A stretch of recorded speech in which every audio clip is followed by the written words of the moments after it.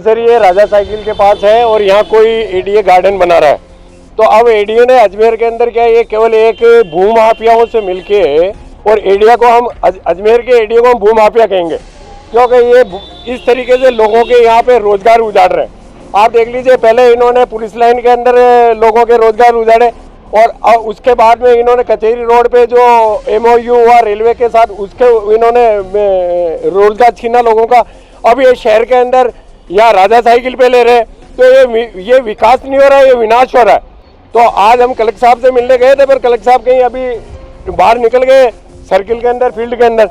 हमने कलेक्टर साहब से अभी पहले भी धरने और प्रदर्शन किए थे, विधानसभा के अंदर हमने प्रश्न भी लगाया है कि रोजगार अगर भजनलाल सरकार अगर रोजगार नहीं दे सकती है तो रोजगार छीनने का हक नहीं रखती है। यहाँ टोटल 20 दुकानें हैं, लगभग 20 दुकानें हैं और ये दुकानें जो है पिछले 30 साल 25 से 30 साल के बीच की चल रही हैं यहाँ से दुकानें। और ये सब नॉर्मल कमा के खाने वाला गरीब आदमी वैसा सबका धंधा है, छोटा मोटा सबका धंधा है। और कुछ एक दुकान वाले हैं उनके पास बिजली का बिल भी आता है, कुछ को नगर निगम से वो भी मिला हुआ है कि हाँ आप यहाँ दुकान कर सकते हो।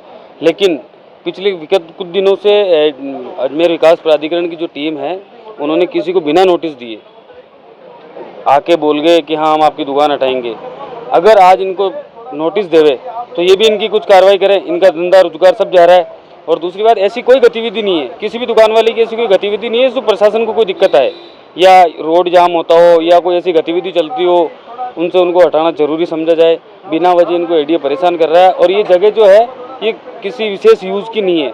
ये अगर आज इनको हटाते भी हैं तो यहाँ कोई विशेष यूज इनका नहीं है। कितने परिवारों का घर पल रहा है? ये मोटा मोटा आप समझ लो कि 100 परिवारों का घर खत्म होगा इससे। किसी के 2 बच्चे हैं, किसी के 5 बच्चे हैं, सब गरीब परिवार से यहाँ हैं, छोटी छोटी गुमटियाँ खोल के बैठे हैं सारी। कोई चाय की दुकान है, कोई मिस्त्री की दुकान है, कोई पोहे की दुकान है, सब छोटा मोटा धंधा लेके बैठे हैं। तो ये अनैतिक रूप से अजमेर विकास प्राधिकरण के लोग इनको परेशान कर रहे हैं। मेरा नाम बाबूजी मेयो कॉलेज चौराहा पुलिस चौकी के पास में 22 साल से मुख्यमंत्री गुमटियों में काम कर रहा हूँ। अब नगर निगम यूआरटी वाले आके सुबह बोल के गए कि सुबह 3 बजे दुकानें खाली कर देना, अन्यथा तोड़ फोड़ के हम साफ कर देंगे मैदान। हमारे बच्चे छोटे छोटे हैं, हम कहाँ जाएंगे, बेघर हो गए। हम तो आत्महत्या करने की कोशिश कर रहा हूँ, 4 बच्चे हैं मेरे। अब ये यूआरटी वाले ना तो मेरे को जगह दे रहे हैं, अब क्या करें, छोटे छोटे बच्चे हैं। यूआरटी वाले बड़े बड़े मुर्गे मदार गेट के पर केसरगंज चौराहा और कचहरी रोड के पर दुकानें हैं बड़े बड़े मगरमच्छों की, उनको कुछ नहीं कर रहे। छोटे मोटे गरीब आदमी को जो रोज कमाने वाले को तोड़ रहे हैं गुमटियाँ। अब ये आदमी कहाँ जाएंगे, बेरोजगार हो गए हम, बच्चे कैसे पालेंगे? क्या करते थे आप यहाँ? मेरा हेयर सैलून की दुकान है साहब। जी, अब कैसे चलेगा पालन? अब कैसे चलेगा तो यूआरटी वाले बड़े अधिकारी जाने या मुख्यमंत्री जाने साहब। आप लोगों को नोटिस दिया है किस प्रकार का? साहब नोटिस कुछ भी नहीं दिया, सप्ताह भर पहले आए थे, सोमवार को तोड़ेंगे, सोमवार को तोड़ेंगे, गए सोमवार को कह के गए। अब ये दूसरा सोमवार आ गए, आज बोल के गए तो 3 बजे दुकानें खाली कर देना, नहीं तो हम साहब तोड़ तोड़ा के ले जाएंगे। आप लोग दुकान खाली कर रहे हो? अब दुकान खाली कर रहे हैं, मजबूरी है सब। कहाँ जाएंगे, अब घर पे डाल रहे हैं सामानों को। कितनी दुकानें हैं यहाँ पर? यहाँ कम से कम 20 दुकानें हैं बाबूजी, सब गरीब आदमी मिडिल क्लास के हैं, खाने के बोड़े पड़ रहे हैं। राजा साइकिल के पास है और यहाँ कोई एडीए गार्डन बना रहा है।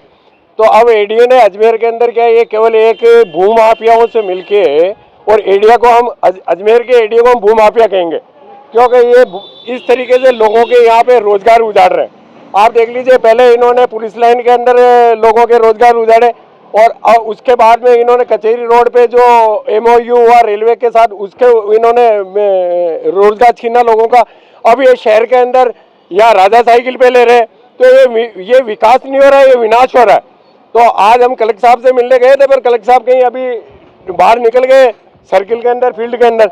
हमने कलेक्टर साहब से अभी पहले भी धरने और प्रदर्शन किए थे, विधानसभा के अंदर हमने प्रश्न भी लगाया है कि रोजगार अगर भजनलाल सरकार अगर रोजगार नहीं दे सकती है तो रोजगार छीनने का हक नहीं रखती है। तो इसलिए अब आप बताइए, इनमें ये जो गुमटियाँ अलॉट हुई है, ये 22 साल से लोग इसके अंदर अपना कारोबार कर रहे हैं, चाहे वो सबलेट हो और चाहे वो मूल हो, लेकिन कारोबार तो कर रहा है ना। जब सरकार अगर किसी को रोजगार नहीं दे सकती है तो रोजगार छीनने का अधिकार भी नहीं रखती है। तो आज लगभग ये 25 के करीब है और 25 के करीब है, तो अब आप बताइए कि 25 परिवार आज उजड़ जाएंगे। और इसके अंदर ऐसे लोग भी हैं जिन्होंने शिक्षा के लिए, बच्चों के लिए, पढ़ाई के लिए अपने लोन भी ले रखे, तो ये बेचारे कहाँ जाएंगे। तो आज हमें वापिस भंजन लाल जी से, मुख्यमंत्री जी से और झाबर सिंह खर्रा जो स्वायत्त शासन मंत्री है, उनको ये कहना चाहते हैं, और हम टीकाराम जूली जी को भी हमने कहा है कि आप प्रतिपक्ष के नेता हैं, आप इस बात को गंभीरता से उठाइए कि या अजमेर के अंदर ये बुलडोजर चला के डबल इंजन की सरकार या उत्तर प्रदेश बना रही है, तो ये चलने वाला नहीं है। जबकि यहाँ के जनप्रतिनिधि जो भी है, चाहे भागीरथ चौधरी हो, चाहे अनीता बघेल हो और चाहे वासुदेव देवनानी हो, कोई भी इन गरीबों के लिए नहीं बोल रहा है। तो वोट लेते टाइम तो ये आते हैं और जब रोजगार छीनता है जब ये भाग जाते हैं। तो इसलिए हम चाहते हैं कि ये कार्रवाई रुके